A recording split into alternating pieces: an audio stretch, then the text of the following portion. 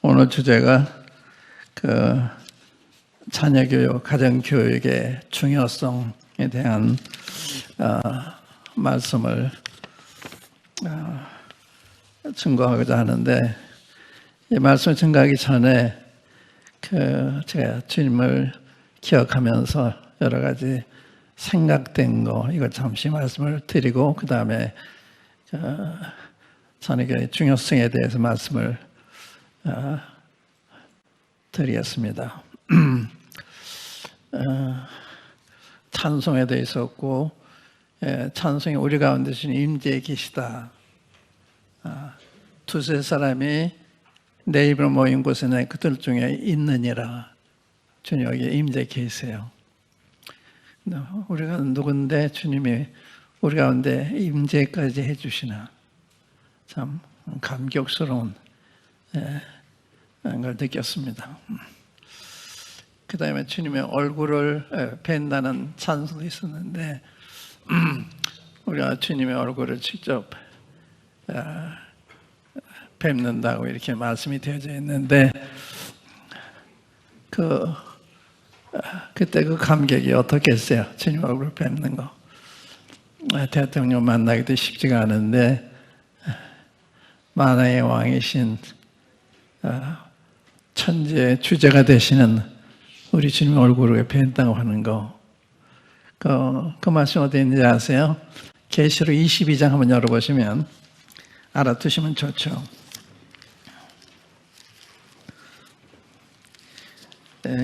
우리의 믿음은 성경의 근거가 돼야 우리가 산 믿음이 되니까.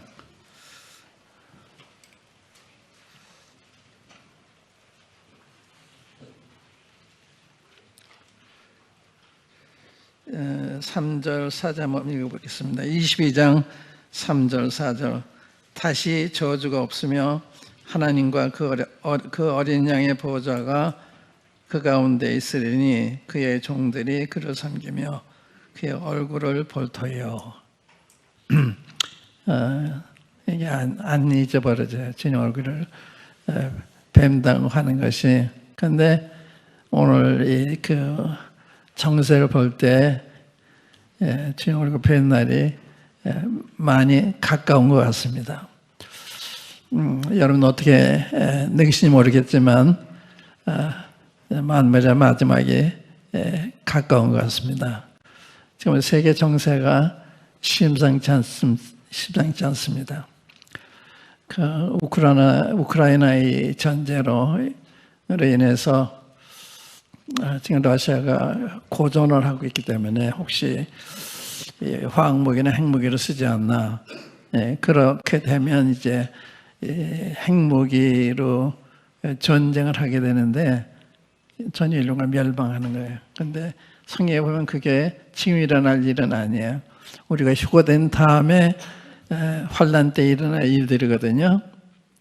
근데 그 일이 지금 우리 눈앞에 전개되고 있는, 언제 그런 핵전쟁이 났는지 모르는. 근데 그것도 성경에 이렇게 기록이 되어 있어요. 한번 찾아보세요. 계시록 8장 한번 열어보시면, 우리가 이제 주님을 섬길 때 시세를 잘 알아야 되는, 우리가 어떤 때에 살고 있는지 잘 알 필요가 있습니다. 8장에 보면 계시록에는 세 가지 심판이 있는데, 그 중에 하나가 이제 두 번째가 나팔 심판인데, 그 8장에 나팔 심판에 대해 나오는데, 7절에 보시면 첫째 천사가 나팔을 부니 피 섞인 우박과 불이 나서 땅에 쏟아지매 땅의 3분의 1이 타서 사위이고 수목의 3분의 1도 타서 사위이고 각종 모든 풀도 타서 사위더라. 이게 AD 90년대에 쓰여진 책입니다. AD 90년. 그러니까 거의 2000년 전에 우리 주님이 계시하신 말씀인데, 하늘에서 불이 내려와서 땅의 3분의 1의 수목을 다 태워버려요.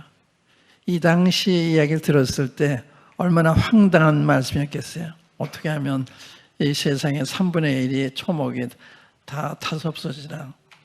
지금은 현실입니다. 전체가 다 타서 없을 수도 있어요. 그 다음 보세요. 또 바다 가운데 생명 가진 둘째 8절 둘째 천사가 나팔을 부니 불붙는 큰 산과 같은 것이 바다에 던지음에 바다의 3분의 1이 피가 되고 바다 가운데 생명 가진 피조물들의 3분의 1이 죽고 배들의 3분의 1이 깨어지더라. 불붙는 큰 산과 같은 것이 바다에 던지었다. 이게 핵무기가 아닐까? 잘 모르나마는 이게 AD 90년대 우리 주님이 우리에게 전해준 말씀이에요. 다 읽을 수 없어요. 오늘 여기다 공부가 아니니까. 다만 이러한 일이 벌어질 직전에 우리가 살고 있다는 말은 주님의 오심이 얼마나 가까운 겁니다. 우리는 이 일이 수년 전에 휴고되는 거거든요. 이게 환난 한 3년 반이든지 그때 일어난다면 이런 일이 있기 전 3년 반 전에 우리는 휴고가 되는 거예요. 그러니까 굉장히 임박했다 하는 생각이 들어요. 그러니까 이런 일이 있죠. 코로나가 있죠. 또 일본의 후쿠시마 거기가 또 7.2인가 그런 지진이 있었죠. 그러니까 어떠한 일이 동시다발적으로 우리에게 임을는지 그 하나의 예조라고 볼 수가 있습니다. 그런데 우리가 살고 있는 거거든요. 그런데 그게 하나고 또 하나는 우리 주님이 지금 어디 계시냐? 하늘에 계시죠. 그런데 계시록 5장에 보면 우리 주님이 하늘나라에서 어떠한 모습으로 계시느냐 이거 생각해 보시면 좋죠. 5장에 보시면 우리가 예배를 드렸는데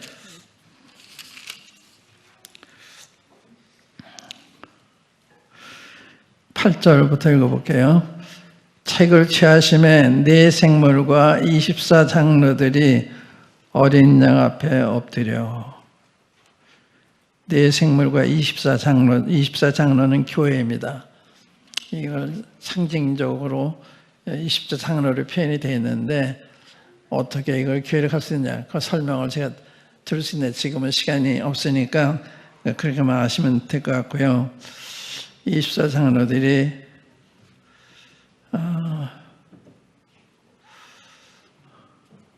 어린 양 앞에 엎드려 각각 검은거와 향이 가득한 금대접을 가졌으니 이 향은 성도의 기도되리라. 새 노래를 노래해 가로되. 왜 새 노래일까? 주님이 돌아가신 십자가에 대해서 우리가 믿고 있고 기억하는데 생생함에 우리가 기억되는 건 아니에요. 근데 이때는 주님의 십자가가 바로 우리 앞에서 전개된 것처럼 생생하게 기억되는. 그러니까 새 노래로 노래하는. 저는 한때 하나라고 뭘 하나 이런 말씀 봤을 때 하늘나라에서 찬송만 들으게도 시간이 모자라겠구나 이런 생각이 든 적이 있었습니다. 사실 그렇습니다. 그래서 4장에 보면 밤낮 네 생물들이 하나님을 향해서 거룩하다 그러면서 밤낮 찬송을 드리잖아요. 그러니까 얼마나 거룩하면 그렇게 찬송을 부르겠어. 얼마나 우리가 그런 감사에 찬송 부르겠습니까? 그러니까 찬송 부르기에도 영원히 짧겠구나 할 일 없는 게 아니고 또 그 다음에 11절에 보시면 내가 또 보고 들음에 보좌와 생물들과 장로들을 둘러선 많은 천사의 음성이 있으니 그 수가 만만이요 천천이요. 이게 뭐 얼마의 수가 수억입니다. 수억의 천사들이 우리 주님 앞에 엎드려서 찬송을 드리는 그런 찬송을 받고 계시는 거예요. 우리가 거의 조인하고 있는 거죠. 그 찬송에 이미 하늘나라 간 성도들이 내 성모가 더불어 천사가 더불어 찬송하면 우리는 여기서 거기에 조인하고 있는 건데, 큰 음성으로 가로되 12절 죽임을 당하신 어린 양이 능력과 부와 지혜와 힘과 존귀와 영광과 찬송을 받으시기에 합당하도다. 또 13절 내가 또 들으니 하늘 위에와 땅 위에와 땅 아래와 바다 위에 또 그 가운데 모든 만물이 가로되 보좌에 앉으시니와 어린 양에게 찬송과 존귀와 영광과 능력이 세세토록 있을 돌려지어다 하니 네 생물이 가로되 아멘 하고 장로들은 엎드려 경배하더라. 엎드려 경배하더라.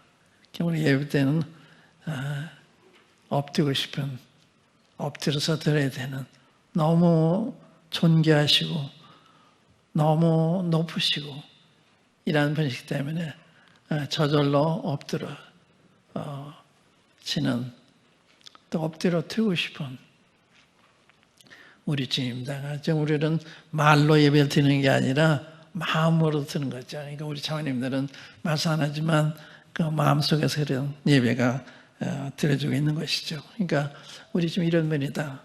또 한 가지 제가 특징나는 게 뭔가 하면, 주님이 십자가에서 뭘 이루셨나? 세 가지 제가 말씀드립니다. 하나는 죄를 없애셨어요.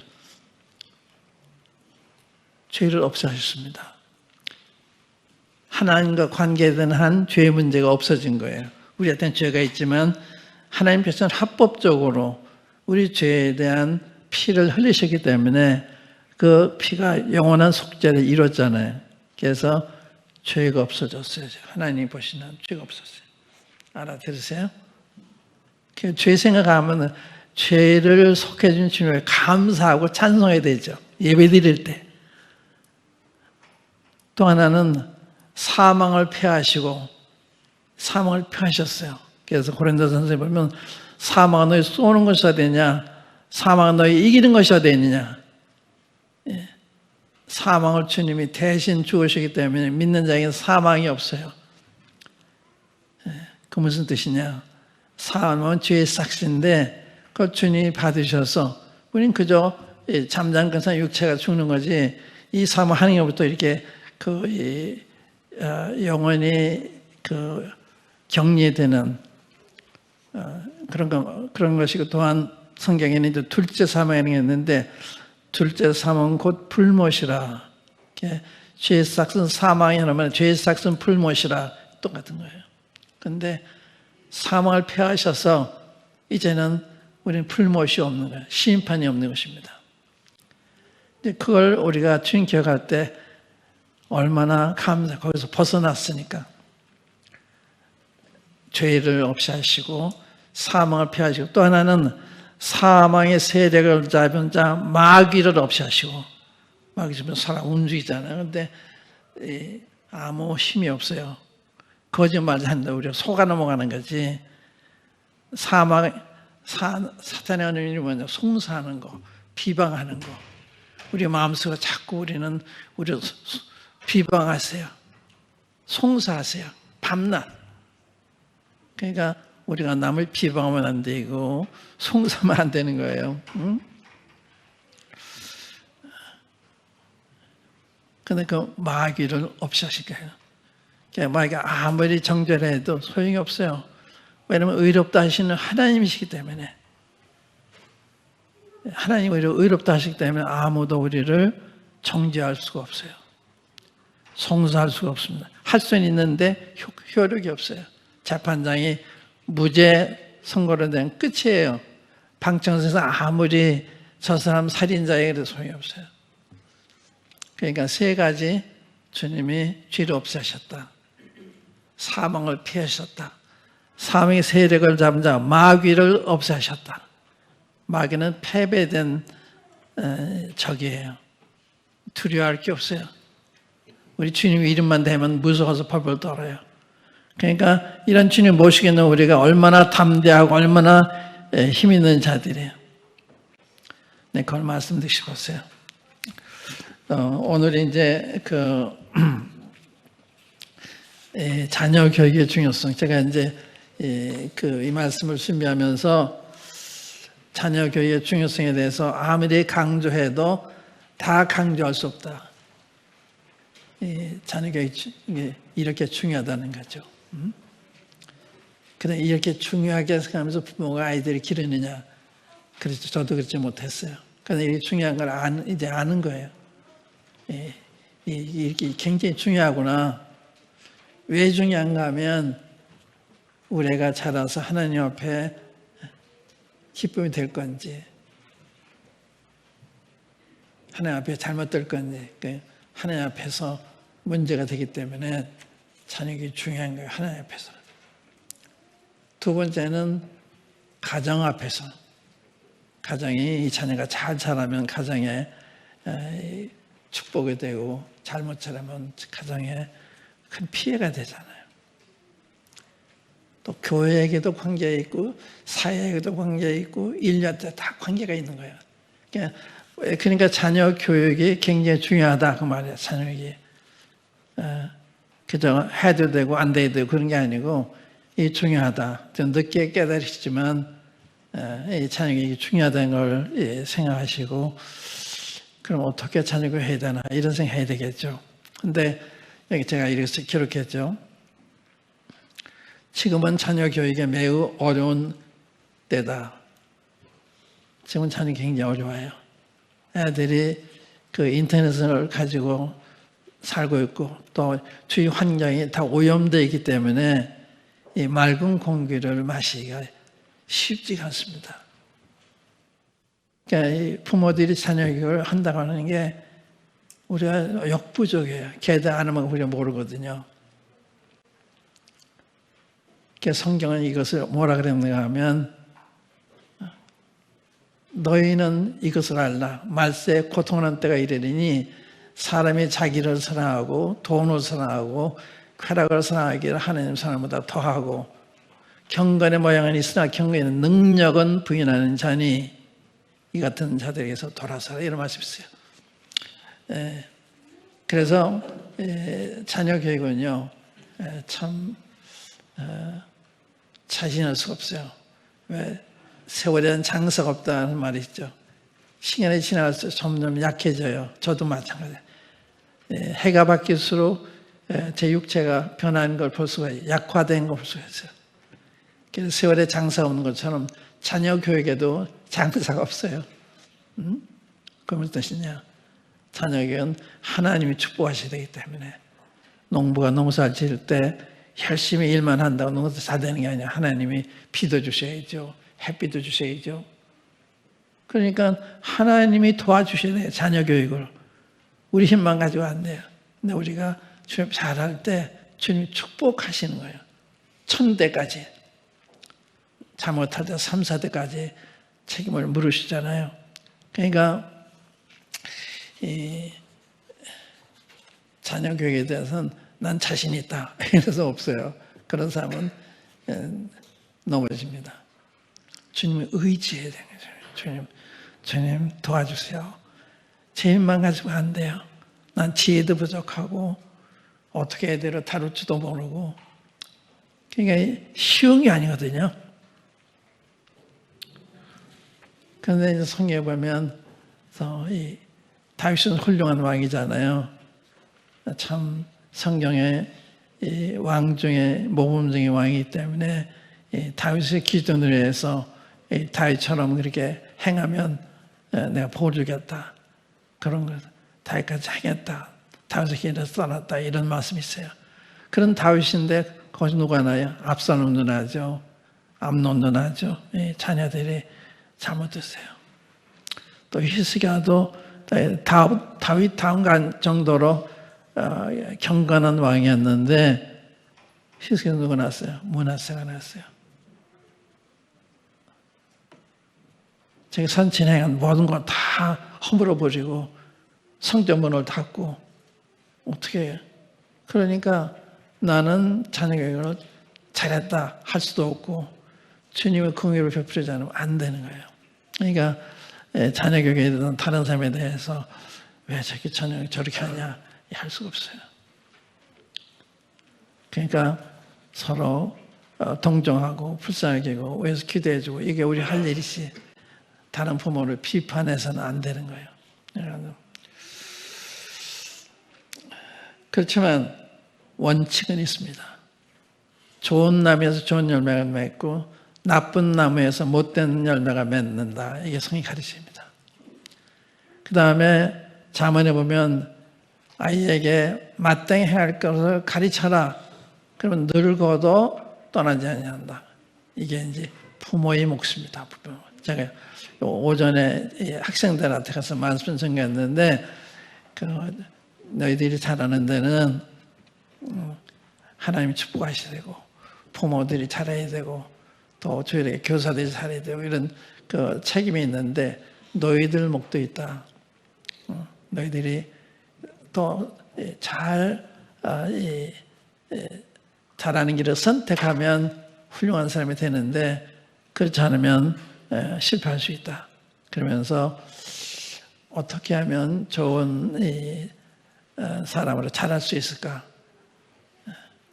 그리고 제가 말씀을 인용을 했는데 제가 여러분들 인용해 드릴게요.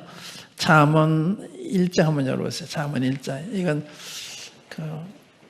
아까 좋은 나무에서 좋은 열매가 맺는다고 그랬는데 잠언 1장 보시면 1절부터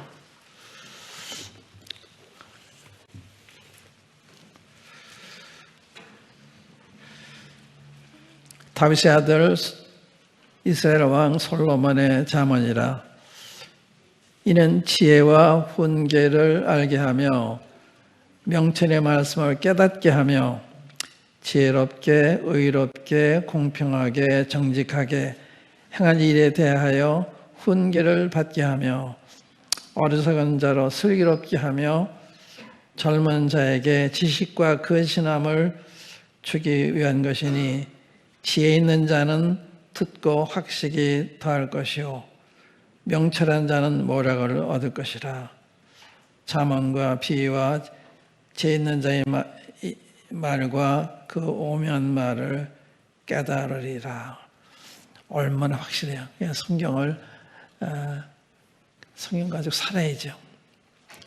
성경은 매일같이 우리가 세 끼를 매일같이 먹는 것처럼 성경을 이렇게 읽어야 되는 거예요. 가끔 읽으면 충분한 게 아니에요. 그러니까 좋은 부모가 돼야 좋은 자녀를 기대할 수가 있는 거기 때문에 내가 먼저 좋은 부모가 돼야 되는. 저는 제 과거를 돌아봤을 때 참 형편없게 자녀를 가르친 것 같아요. 제가 많이 돌아다니니까 자녀 교육이 별로 할 기회가 많지 않았죠. 지금보다 더 바빴으니까. 근데 주님이 잘 길러주셨거든요. 그게 감사해요. 그런데 제가 자녀교회 책임감을 가지고 한 거로 생각하면 제가 그렇게 철저하게 못했거든요. 그러니까 주님의 축복이 오셔야 되는데 저는 그걸 어떻게 설명하는가 하면 너희는 먼저 그의 나라와 그의 의를 구하라. 이 모든 걸 다 해주신다. 먼저 그의 나라와 그의 의를 구하면 하나님이 자녀 교육도 도와주시는 거예요. 축복하시는 거예요. 우리 아이들이 어렸을 때, 아이들이 셋이 있을 때 방을 얻으러 다니는데 주인이 자녀가 몇이에요? 셋이다 그랬더니 많아서 못 주겠대요. 제가 충격을 받았어요. 내가 남을 위해서 좋은 일 하다가 우리 애들을 다 지옥에 보내는 게 아닌가. 나도 돈 벌어야 되겠다. 이런 생각한 적이 있었어요. 그러고서 이제 직장을 구하면서 기도를 했는데 그때 이제 제가 윌리엄 맥도널 형님의 책인 참 제자가 되는 길,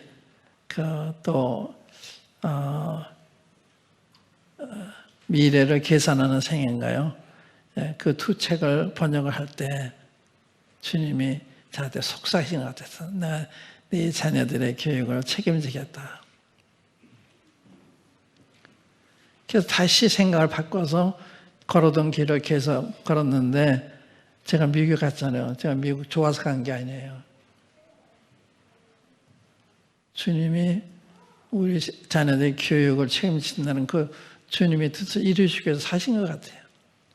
나는 미국 가는 사람들은 막 나무랬거든요. 천국 가는 사람이 뭘 미국 가려고 그래? 그래서 내가 야단했어요.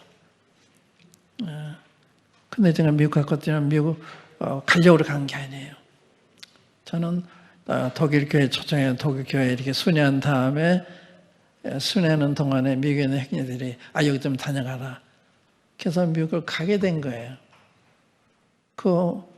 가게 됐는데 독일 순 느낀 게 뭔가 하면 세계 역사가 다 여기서 돌아가는구나. 제가 이 독일에 가서 이제 런던에 한번 갔는데 유색 인종들이 왔다 갔다 하는데 그런 거 처음 보잖아요. 한국은 조용한 호수 같고 유럽은 굉장히 아주 부산하게 이렇게 사람들이 움직이는 거 보면서 새 역사가 다 여기서 이루어지는구나. 선교도 여기서 해야 돼. 이런 생각이 들었어요. 그럼 미국에 갔는데 미국에서 똑같은 생각이 들었는데 분들이 말씀을 들으면서 미국에 있으래요. 한국에 일꾼들이 많지 미국에 일꾼이 없으니까 아닙니다. 가야 됩니다. 그래서 가려고 그러는데 주님 붙으셨어요. 제가 모든 거 다 정돈하고 오려고 그러는데 제가 전도한 분들이 제가 한 달간 있었는데 우리 구원해놓고 어떻게 할 겁니까? 이러는 거예요. 그 말이 되잖아요. 그래서 처음에는 다른 분들이 와서 저를 이렇게 설득해가지고 여기 계시면 땅도 드릴 테고 차도 사드리고 그럴 텐데 그래 아닙니다. 저는 가야 됩니다. 근데 구원받은 사람들이 우리 교회는 어떻게 하면 그건 제가 할 말이 없었어요. 그래서 주님 왜 서로 여기 또 빠뜨려 놓으셨습니까? 그래서 주님이 여기 원하시나 해서 영주권 신청을 했는데 금방 나왔어요. 그것도 쉽게 나오는 게 아니에요. 그래서 미국에 갔는데 지금 돌아보면 주님이 우리 애들 교육, 자녀 교육 말씀하실 때 그렇게 하신 거라구나 이렇게 생각이 돼요. 그러니까 먼저 그날 그 일을 구하면 그것 때문에 자녀들이 못하는 것 주님이 다 보충해 주신다고 생각이 돼요. 그래서 여러분들 삶의 그 우선순위가 먼저 주님의 주의 일 구하는 주님 위해 사는 그러면 나머지는 주님이 도와주시는 그게 제가 경험한 겁니다. 경험. 저는 참 부족한 게 참 많아요. 너무 많아서 말할 줄도 잘 모르고 책도 잘 읽지 않아요. 책 쓸 줄도 모르고 편지 쓰기도 전혀 힘들어요. 그런데 글 쓰는 사람 아시고 이렇게 대중하게 말씀하는 사람이다. 이건 다 기적이에요. 저한테는. 주님이 하신 거죠. 제 삶 자체가 기적입니다. 그러니까 여러분들이 자녀 교육함에 대해서 주님 앞에 잘하시는 거. 그게 첫 번째예요. 그래 주님이 축복하시죠. 주님 앞에 잘하죠. 주님을 잘 섬기시는 거. 그러면 자녀들을 주님이 돌아봐 주시는 거예요.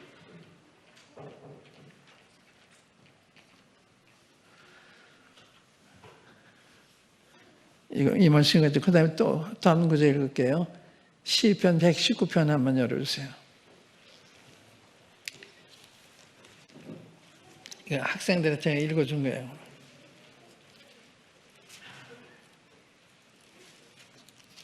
(119편)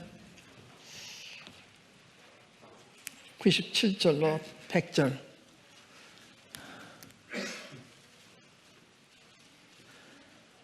내가 주의 법을 어찌 그리 사랑하는지요. 내가 그것을 종일 묵상하나이다. 주의 계명이 항상 나와 함께하므로 그것이 나로 원수보다 지혜롭게 하나이다. 내가 주의 증거를 묵상함으로 나의 명철함이 나의 모든 스승보다 승하며 주의 법도를 지킴으로 나의 명철함이 노인보다 승하나이다. 주님 말씀이 이렇게 좋은 거예요. 원수보다 승하게 하시고 스승보다 낫게 하시고 노인보다도 더 지혜롭게 하시는, 이게 성경이 이렇게 하는 거예요. 성경. 이 귀한 책을 가지고 있으면서 성경을 귀하게, 얼마나 귀하게 여기느냐 여러분들 자신이 알아요. 이게 많은 시간을 투자하셔야 돼요. 이게 우리 하루에 3끼를 먹듯이 하나님의 말씀을 읽어야 되는 거거든요. 그러면 지혜롭게, 명철하게, 또 원수보다 승하게, 스승보다도 더 지혜롭게, 노인보다도 더 이렇게 만드는 게 이 말씀이 너무나 좋은 거예요.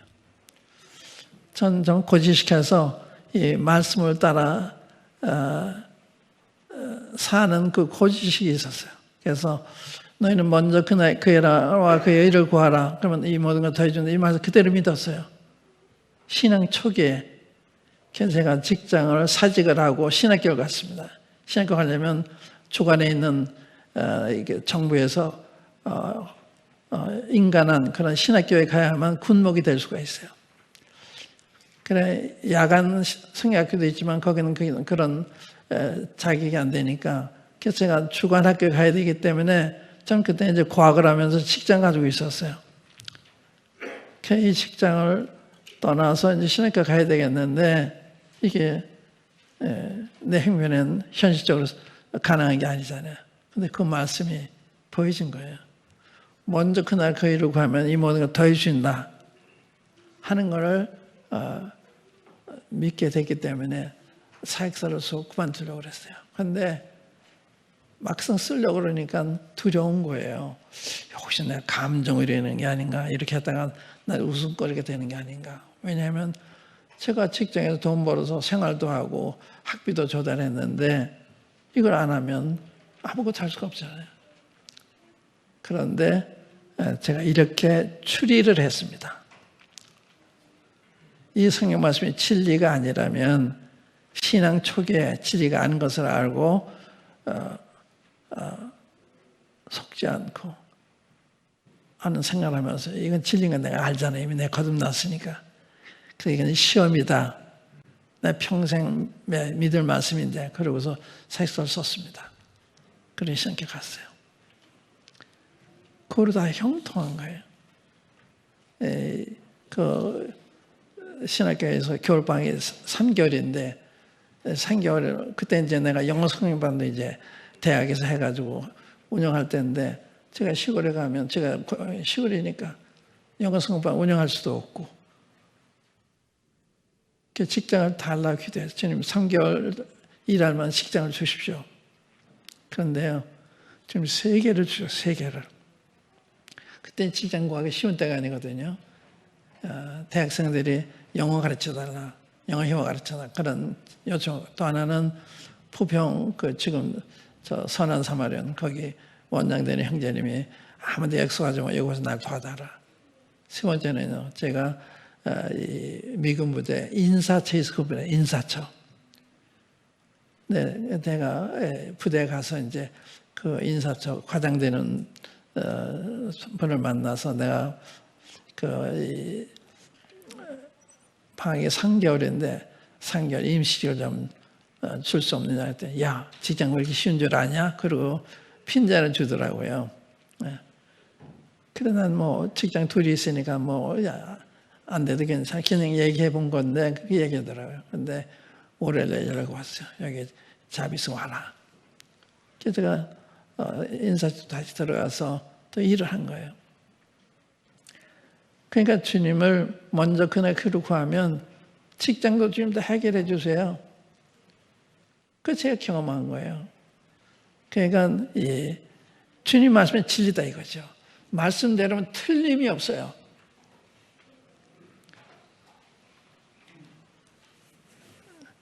그래서 먼저 부모님들이 여러분이 원하는 애들이 되기 위하면 부모들이 그런 사람이 돼 있어야 되는 거예요. 애들이 기도하는 사람들이면 여러분들이 기도하는 사람이 돼야 되고, 여러분들 성경을 잘 읽기 원하면 여러분 먼저 성경 잘 읽으셔야 되고, 그래야 보고 따라오는 거거든요. 그렇지 않고 애들 말로만 하면 애들 안 따라와요. 그러니까 여러분들이 먼저 부모다운 부모, 자녀를 잘 양육할 만한 그런 사람이 되도록 노력하셔야 되는 거예요. 그런데 이제 때가 어렵다는 얘기를 했는데, 이거 디모데후서에 있는 말씀이거든요.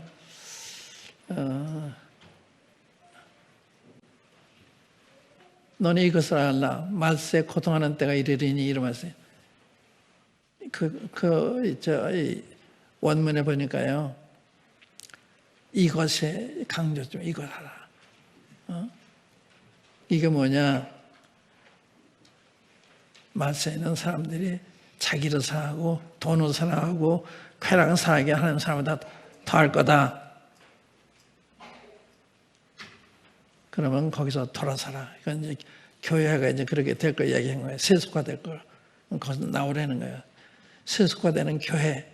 거기 있으면 나도 함께 잠자가 되니까 나오라는 거예요. 그런데 아까 고통하는 때가 위태로운 때라는 말이에요. 위태로운 때.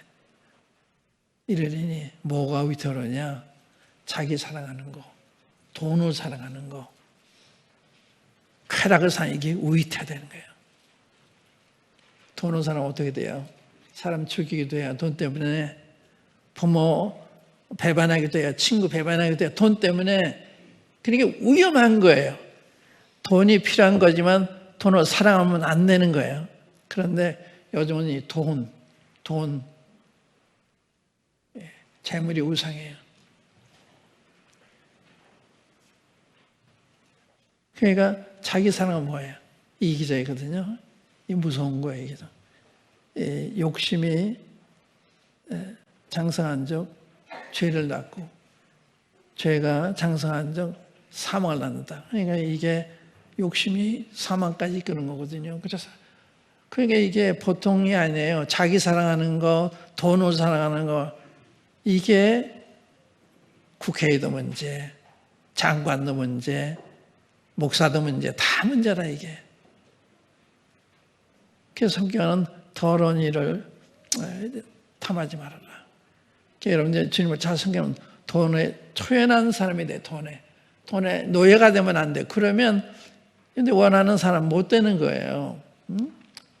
언제 그러느냐? 주님 의지할 때, 주님 약속을 믿을 때.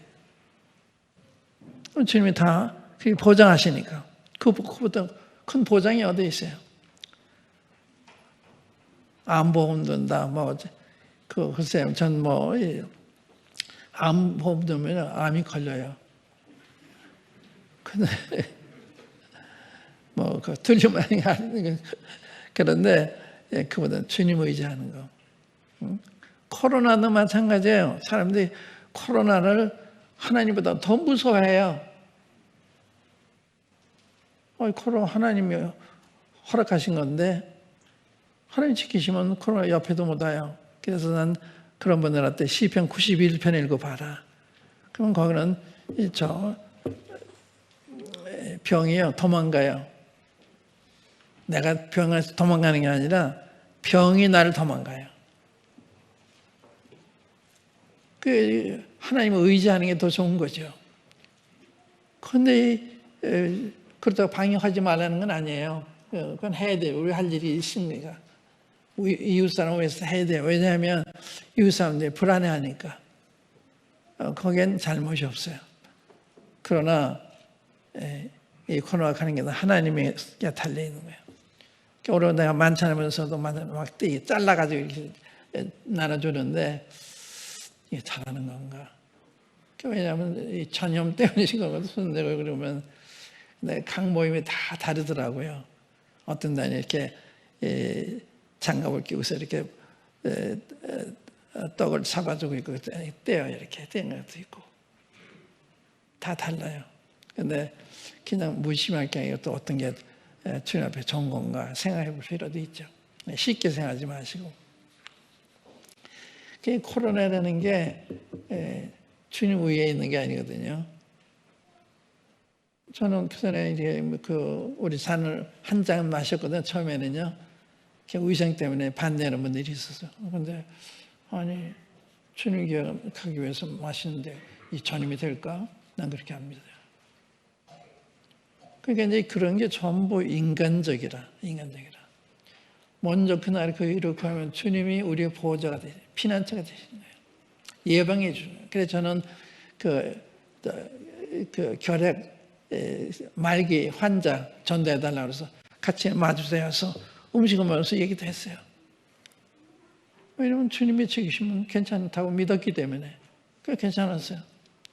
그러니까 여러분들이 믿기에 달렸어요. 믿기에. 이런 게 좀 믿음을 발휘해야 애들도 배울 거 아니에요. 애들도.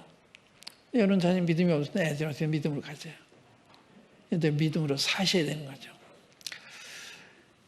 그래서 여기 위태로운 때가 이르리니 뭐가 위태로냐? 자기 사랑하는 거, 돈을 사랑하는 거, 쾌락을 사랑하는 거. 이거 위태롭다니까요. 최소한 그걸 알아야 되잖아요. 그러면 나 사랑이 이게 위험한 거로구나. 그럼 나를 미워란 말인가? 그런 건 아니에요. 주님보다 더 사랑하면 안 되는 거죠. 응? 자기를 부인하고 십자가를 지고 날 따라오고 그러잖아요. 이 성경이 가르치면 달라요. 심리학자들이 그냥 달라요. 그러니까 성경 많이 그래야 되는데 요즘은 성경 아니고 심리학자들 책만 보니까 맨날 가정교회, 자녀교회 때 그런 이야기만 해요. 이론적으로 다 맞아요. 그럴듯해요. 농부가 농사 어떻게 잘 져요? 하나님 축복하셔야 되는 거예요.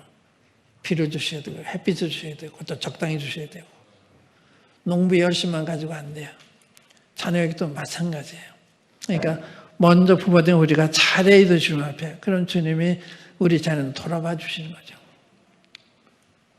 그게 자녀들에 대한 최선의 사랑의 방법이라고 생각합니다.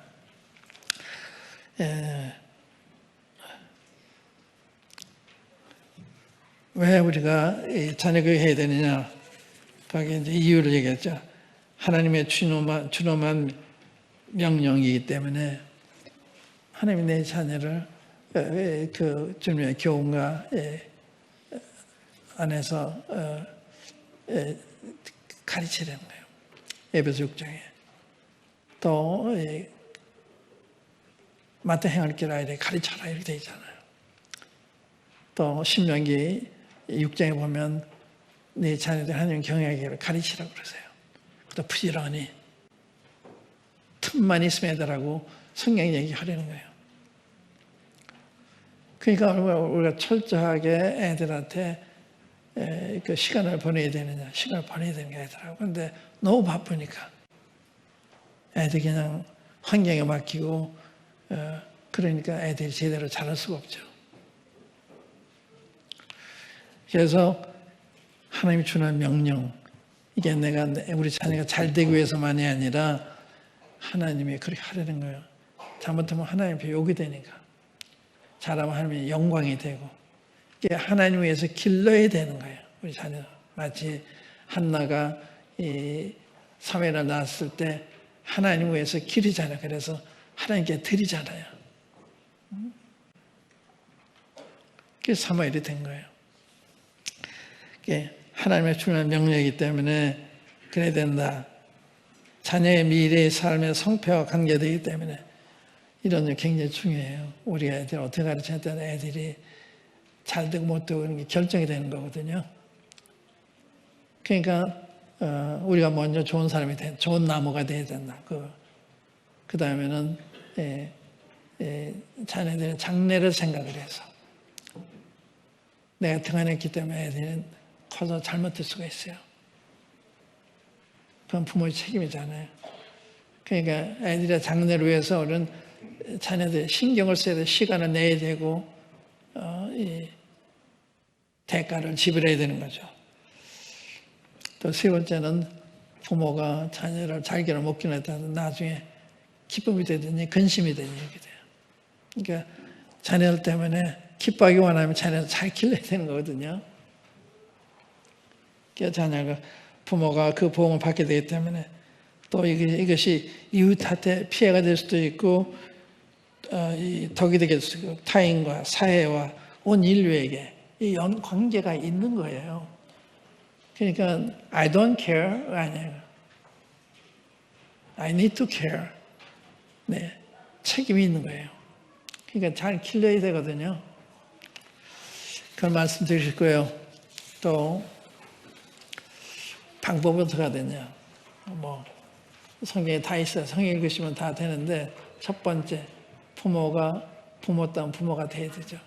자녀들이 보고서 배우는 하나의 교본이 돼야 돼요. 교본. 그러니까 애들은 보고 듣는 대로 배우거든요. 그래서 아이 볼 때 찬물 먹기 무섭다 이런 말이 있죠. 아이를 봐서 상가야 될 게 많이 있는 거예요. 그러니까 이 아이들이 본받을 만한 이러한 삶을 사셔야 되고 마음을 쓰셔야 되고 굉장히 중요하죠.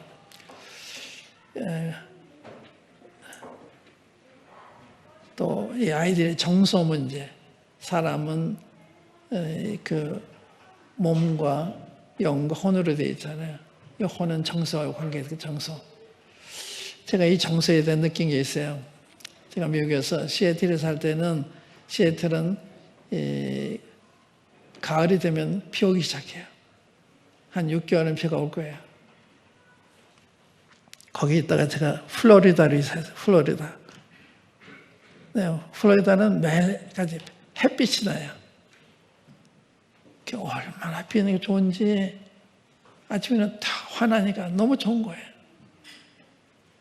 난 지난번에 집을 구할 때도 나는 양지, 햇빛 잘 드는데 이게 정서와 관계가 있구나. 저는 아침에도 이 햇빛이 비치면요. 너무 기분이 좋은 거예요. 그런데 어두우면 그렇지 않아요. 그래서 시애틀은요, 미국에서 사설률이 제일 높대요. 또 이 우울증 환자가 제일 많대요. 이 환경이 그러니까. 그래서 내가 플로리다 가서 그런 좋은 걸 보고서 시애틀에 얘기하면요, 아무도 심각하게 안 들어요. 자기들은 그걸 만족하고 있는 거예요. 저도 거기다 만족했죠. 만족했던 걸 받고 살았죠. 더 좋은 걸 알아야 덜 좋은 걸 알아요. 근데 더 좋은 걸 모르니까 이게 최선인 줄 알아요. 그러니까 이 정서, 이건 기와도 관계 있어요. 지파와도 관계 있습니다.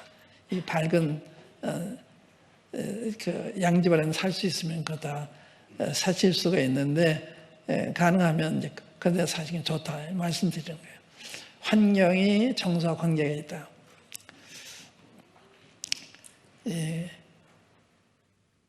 그 환경의 중요성을 얘기했죠. 부모의 삶이 가정 분위기를 결정해요. 가정 분위기, 부부 관계, 엄마 아빠가 서로 다정하게 사느냐 이게 애들한테 영향을 주는 거예요. 그러니까 가정이 평화롭고 즐겁고 애들 그렇게 잘하는 거예요. 그러니까 이 부부 관계 굉장히 중요해요. 가정 분위기를 만들어 주는데 이런 자연적 환경도 필요하지만 이 부모들의 관계에서 만들어지는 그 분위기, 서로 사랑할 때 자녀들 그거 보잖아요. 싸울 때 그거 다 보잖아요. 그러니까 부부가 좋은 가정의 분위기를 만든다. 그 말씀이에요. 또 형제 간에 어떻게 하느냐. 그것도 중요하죠. 형제 간에 서로 싸우고 더 가지려고 그러고 우리 아이 중에도요. 이렇게 봉투를 주면 어떤 애는 두꺼운 봉투로 가져가요. 그건 10원짜리 많이 든 거거든요. 그러니까 그 욕심이 안 된다고 하는 거, 또 형제끼리는 서로 콩 하나라도 반쯤을 나눠 먹으려는 거, 이런 걸 가르쳐야 돼요. 형제 사랑, 또 부모 공경하는 거, 이게 굉장히 중요하거든요. 부모 공경하는 걸 가르치는 거 애들한테.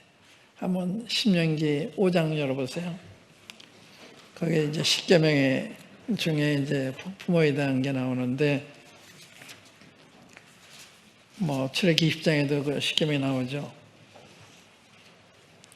16절에 보면, 신명기 5장 16절에 보시면, 너는 너희 하나님 여호와의 명한 대로 네 부모를 공경하라. 공경하는 말씀은 부모를 소중히 여겨라. 이 영어에는 honor, your parents, your father and mother, 이렇게 honor 하는 거예요. 소중히 여겨라. 그리하면 너희 하나님 여호와가 내게 준 땅에서 내가 생명이 길고 복을 누리리라. 애들이 성공하는 데는 부모 공경과 연관이 있어요. 부모 공경. 그러니까 이게 이제 10계명 중에 4계명은 하나님과 관계된 거, 나머지 6계명은 사랑하고 관계된 계명인데, 그 계명의 첫 번째가 내 부모 공경하라. 그리고 거기는 상급이 붙어 있어요. 부모를 잘 공경하면 내가 장수하고 생활이 잘 된다. 그래서 자녀에게 가장 중요한 것이 부모 소중히 여기도록 가르치는 거, 부모 공경하도록 가르치는 거, 부모 말씀 순종하도록 가르치는 거. 이거 실패하면 다 실패해요. 그런 아이가 사회 나가면 우리 사람한테 잘하겠습니까? 문제가 돼요. 교회에서 잘하겠으면 문제가 돼요. 그러니까 이 첫 번째로 부모 공경하는 것을 가르치는 거. 그러니까 뭐 억지로 부모 공경해야 되는 게 아니라 부모의 가치를 애들한테 심어줘야 되는, 부모 참 이렇게 좋은 거로구나. 엊그제 그 조선일보에 그 엄마들이 자기 엄마들한테 쓴 글을 이렇게 모아놓은 게 있었어요. 하나같이 내가 결혼해서 아이를 가져보니까 어머니가 얼마나 애쓰셨나. 하나같이 그런 얘기 하더라고요. 고마움을 그때 하는 거예요. 그래서 이 아이들한테 이 부모 공경하는 게 얼마나 중요해요. 이거 하나님의 명령이잖아요. 네 부모 공경, 이게 하나님의 계명이에요. 이건 해도 되고 안 해도 그런 게 아니에요. 이건 절대적으로 해야 되는 거예요. 근데 그걸 억지로 할 수가 없거든요. 그런 마음을 가지도록 이 부모의 좋은 거, 부모의 좋은 거, 뭐 그래 잘 못 배우는 애들도 많지만 그래도 이제 그걸 해야 되는 거죠. 자녀에게 제일 첫 번째가 네 부모 공경하라. 이게 관계된 계명의 첫 번째. 그 다음에 살해하지 말라, 간음하지 마, 도저히 이렇게 나오잖아요. 그런데 이 계명에만 상급이 붙여져 있어요. 그래서 주님이 격려하신 거죠. 부모 잘 공경하면 이렇게 잘 되도록. 이 중요성을 말씀한 거잖아요. 그러니까 그렇게 자녀 교육에 있어서 부모를 공경하는 거, 이걸 가르치는 게 중요하다. 이런 얘기 제가 드리는 것입니다.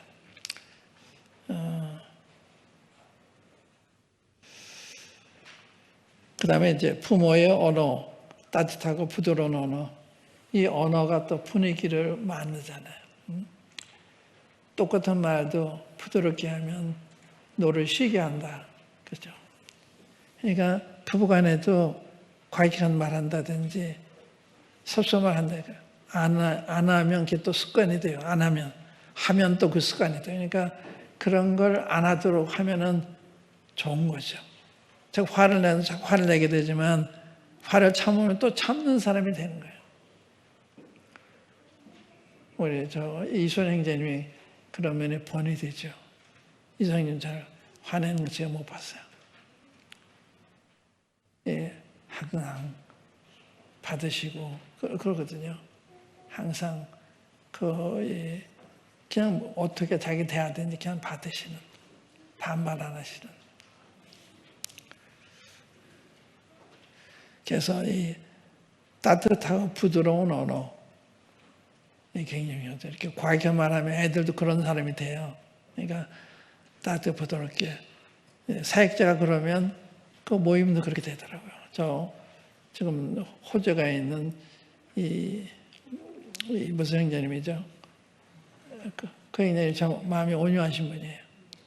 그러니까 교회가 다 온유한, 평화로운. 저는 온유한 편이 아니죠. 그러니까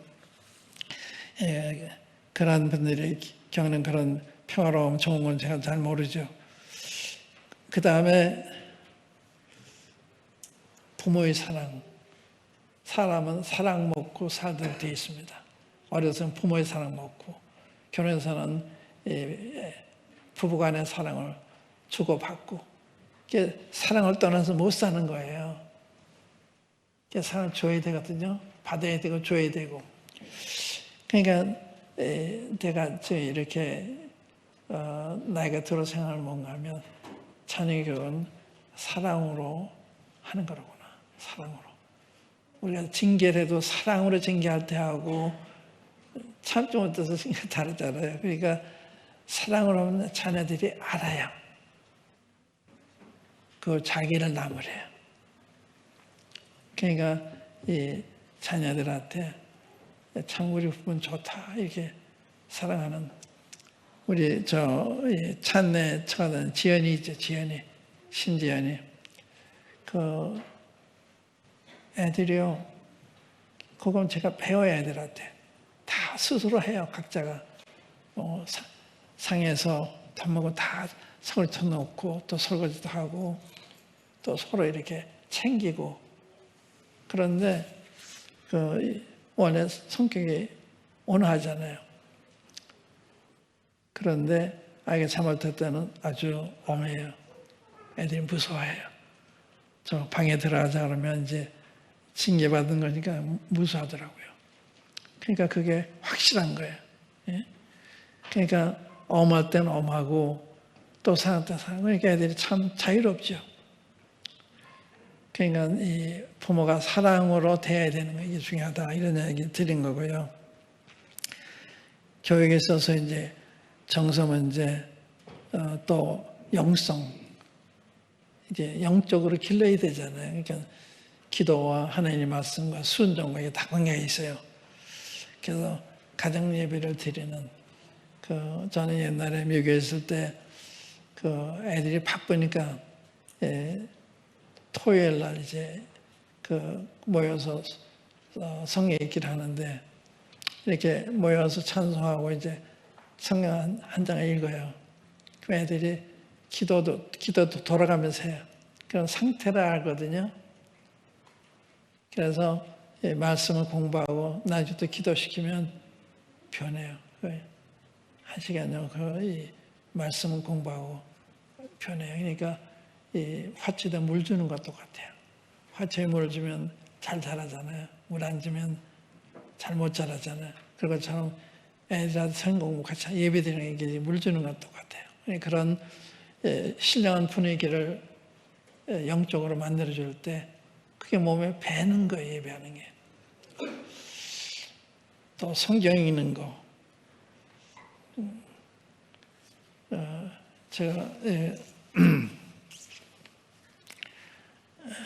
제가 주일 학생들하고도 이렇게 카톡을 하고요. 또 우리 손주들하고도 카톡을 하는데 우리 박은기 형제 두 자녀 유준이하고 윤아하고 이렇게 걔들이 성경 읽고서 이렇게 써보내거든요.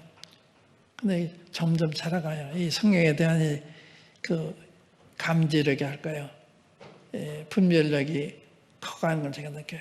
근데 우리 손주 중에 동혁이라고 있어요. 동혁이. 걔가 초등학교 5학년인데 내가 지난번 갔을 때 너 할아버지한테 왜 전에는 보내더니 안 보내냐 이렇게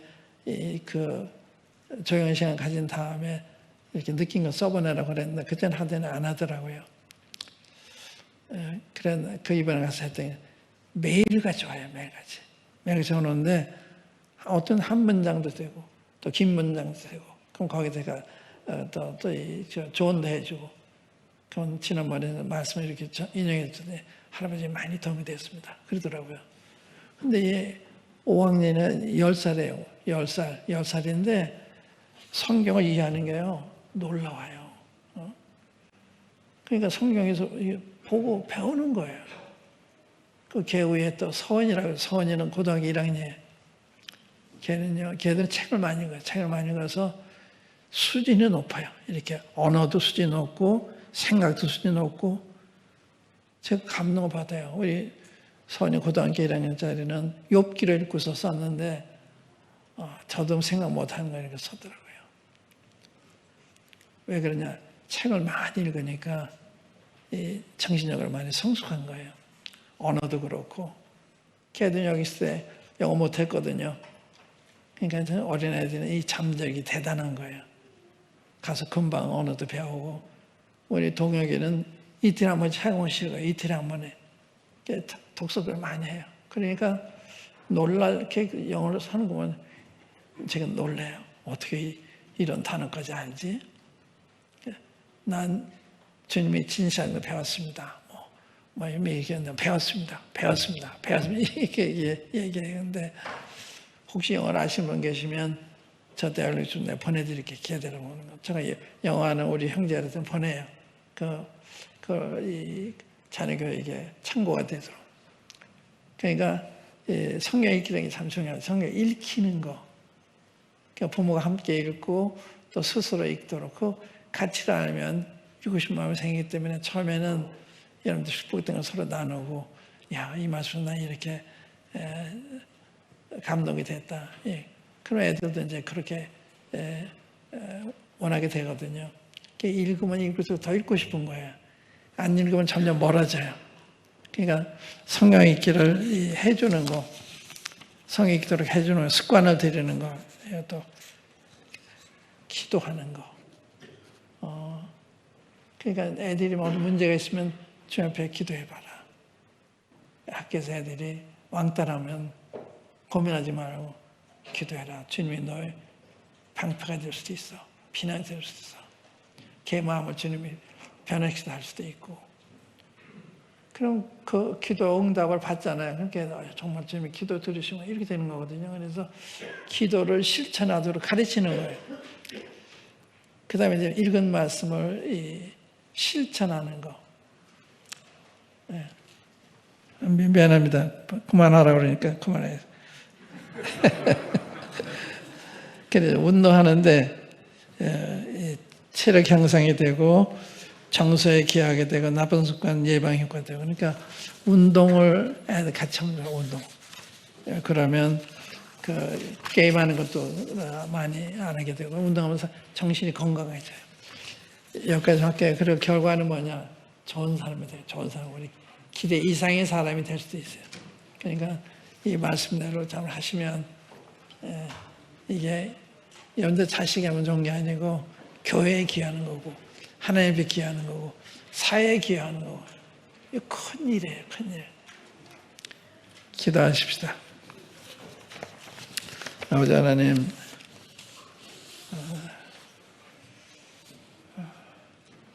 여러 가지 자녀 교육에 대한 이야기를 했습니다. 아버지 하나님께서 드린 말씀을 마음속에 든든히 심어주셔서 그 말씀이 열매로 삶에 나타나도록 도와주시기 바랍니다.